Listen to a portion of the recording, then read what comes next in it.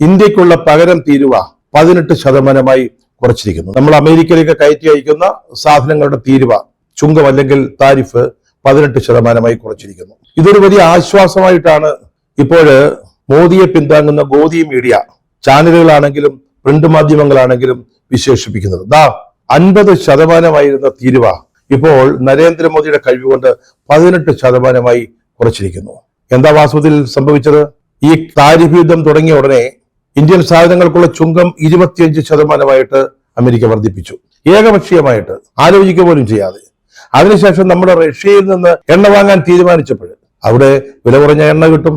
ഒരു ബയർ എന്താണ് ചെയ്യുക? എവിടെ നിന്നാണ് വില കുറഞ്ഞ ഒരു ഉൽപ്പന്നം കിട്ടുന്നത് അവിടെ നിന്നാണ് വാങ്ങുക.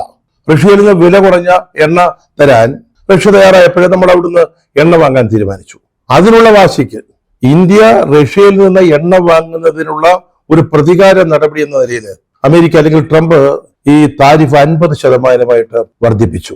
ഇപ്പോൾ ഈ കരാറനുസരിച്ച് ഇന്ത്യ സമ്മതിച്ചിരിക്കുന്ന ചില വ്യവസ്ഥകൾ കണക്കിലെടുത്തുകൊണ്ട് അത് 18% കുറയ്ക്കുക മാത്രമാണ് അമേരിക്ക ചെയ്തിരിക്കുന്നത്.